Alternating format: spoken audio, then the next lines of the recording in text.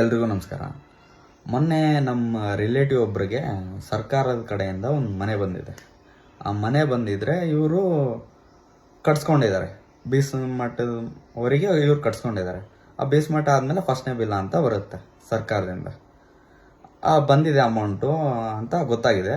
ಅವ್ರಿಗೆ ಗೊತ್ತಾದ ತಕ್ಷಣ ಆ ವಾರ್ಡಿನ ಜನಪ್ರತಿನಿಧಿ ಹೋಗಿ ಸೀದಾ ಅವ್ರ ಹತ್ರ ಪಾಸ್ಬುಕ್ ಇಸ್ಕೊಂಡು ಬ್ಯಾಂಕಿಗೆ ಹೋಗಿದ್ದಾರೆ.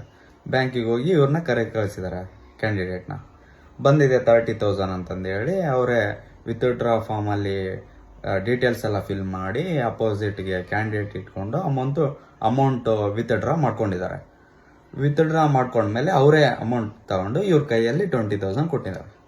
ರಿಮೈನಿಂಗ್ ಬಂದಿರೋದು 30,000 ಅಲ್ಲ, ನೀವು ಕೊಡ್ತಾ ಇರೋದು ಬೇರೆ 20,000 ಅಂತ ಕೇಳಿದ್ರೆ, ಇಲ್ಲಮ್ಮ ಮತ್ತೆ ನಿಮಗೆ ಮನೆ ಮಾಡಿಸ್ಕೊಟ್ಟಿವಿ, ಬಿಲ್ಲು ಬೇಗ ಬರೋ ಥರ ಮಾಡಿದೀವಲ್ಲ, ಮತ್ತೆ ನಮಗೆ ಬೇಕಲ್ಲ ಅಂತ ಕೇಳಿದ್ದಾರೆ.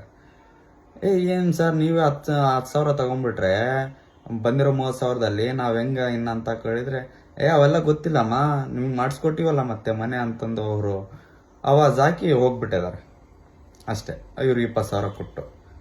ಸೊ ಆಮೇಲೆ ನಾನು ಅಲ್ಲೇ ಪಕ್ಕದಲ್ಲಿದ್ದೆ. ಆಮೇಲೆ ಬಂದು ಅವ್ರು ಹೋದ್ಮೇಲೆ ಇವ್ರು ಎಂಥವ್ರು ಅದಾರ ನೋಡೋ ಕಳ್ರು, ಇವ್ರು ನಮ್ಮ ಹತ್ರನೇ ತಗೊಂಡು ಹೋಗ್ಬಿಟ್ಟಿದ್ದಾರೆ 10,000 ಅಂತಂದು ನನ್ನ ಹತ್ರ ಹೇಳಿದರು. ನಾನೊಂದು ಕೇಳಿದೆ ಅವ್ರನ್ನ, ಅವರು ಎಲೆಕ್ಷನ್ ಟೈಮಲ್ಲಿ ನಿಮಗೆ ಏನು ಕೊಟ್ಟಿದ್ರು ಅಂತ ಕೇಳಿದೆ. ಅವರು ನಮ್ಮ ಮನೆಯವರಿಗೆ ಓಟಿಗೆ 200 ರೂಪಾಯಿ ಒಂದು ಸೀರೆ ಕೊಟ್ಟಿದ್ರು ಅಂತಂದು ಹೇಳಿದ್ರು. ಅವರು ಹೇಳಿದರು ಕೊಟ್ಟಿದ್ರು ನಮಗೆ ಅಂತಂದು ಹೇಳಿದರು. ಸೊ ಅದಕ್ಕೆ ನಿನಗೆ ಅವರು ಅವತ್ತು ನಿಮ್ಮ ಮನೆಯವರಿಗೆಲ್ಲ ಪ್ರತಿ ಎಷ್ಟು ಜನ ಇದ್ದಾರೆ, ಪ್ರತಿಯೊಬ್ಬರಿಗೆ 200 ರೂಪಾಯಿ ಮತ್ತೆ ನಿಮಗೆ ಸೀರೆ ಕೊಟ್ಟಿದ್ದಾರಲ್ಲ, ಸೊ ಅದಕ್ಕೆ ಆ ಕೊಟ್ಟಿರೋ ಅಮೌಂಟ್ನ ಇವತ್ತು ಬಡ್ಡಿ ಸಮೇತ ಅವ್ರು ಇವತ್ತು ತಗೊಂಡೋಗಿದ್ದಾರೆ ನೋಡು ನಿಮ್ಮ ಅಮೌಂಟ್ ಅಂತಂದು ಹೇಳಿದೆ. ಇದೆಂಗ ಅದು ಅವ್ರು ಗೆಲ್ಲಕ್ಕೆ ಕೊಟ್ಟಿದ್ದಾರೆ ಅಂತಂದು ಅವ್ರು ಅಂದರು. ಅವರು ಗೆಲ್ಲಕ್ಕೆ ಕೊಟ್ಟಿದ್ದಾರ. ಈಗ ನಿಮಗೆ ಇವಾಗ ಮನೆ ಬೇಕಂತಂದು ಮತ್ತೆ ನಿಮ್ಗೆ ಅವಸರ ಐತೆ. ಸೊ ಈಗ ನೀವು ಅವನಿಗೆ 10,000 ಕೊಟ್ಟಿದ್ದೀರ.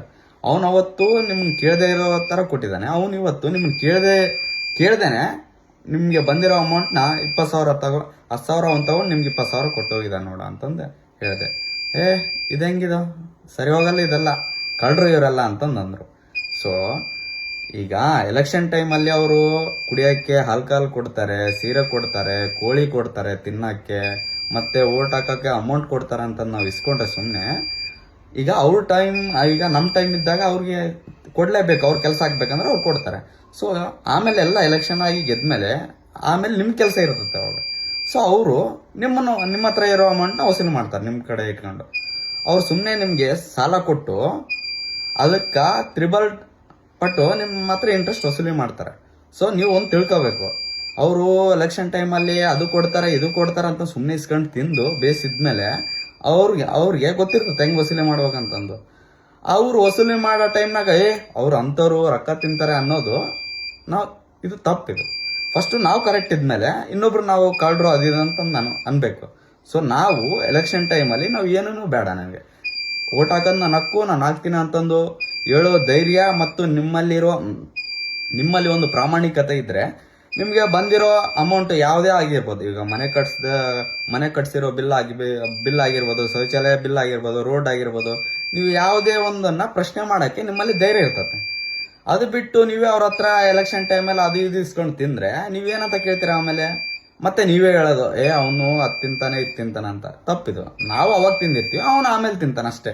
ಅದು ನಾವು ಮನಗಂಡ್ಕೊಂಡು ನಮ್ಮ ಕೆಲಸ ಆಗ್ಬೇಕಂದ್ರೆ ಇನ್ಮುಂದೆ ಯಾರೇ ಒಬ್ರು ಎಲೆಕ್ಷನ್ ಮುಂದೆ ನಮ್ಗೆ ಏನಾದರೂ ಬಂದು ಕೊಡಕ್ ಬರ್ತಾನಂದ್ರೆ ಬೇಡಪ್ಪ, ನಮ್ಗೆ ಕೊಡಕ್ ಹೋಗ್ಬೇಡ. ನಮ್ಮ ಓಟ್ ಹಾಕೋದು ನಮ್ಮ ಹಕ್ಕು, ನಾವು ಮಾಡ್ತೀವಿ. ಗೆದ್ಮೇಲೆ ನಿಮ್ಮ ಕರ್ತವ್ಯನ ಕರೆಕ್ಟ್ ಮಾಡಿ ಅಂತಂದು ಹೇಳಿದ್ರೆ ಅವರು ಚೆನ್ನಾಗಿರ್ತಾರೆ, ಜನಪ್ರತಿನಿಧಿಗಳು, ನಾವು ಚೆನ್ನಾಗಿರ್ತೀವಿ. ಇದನ್ನೊಂದು ನಾವು ಎಲ್ಲ ಸಾರ್ವಜನಿಕರಿಗೂ ತಿಳ್ಕೋಬೇಕಾದ ಮಾಹಿತಿ ಅಂತಂದು ನಾನು ಹೇಳಕ್ ಇಷ್ಟಪಡ್ತೇನೆ.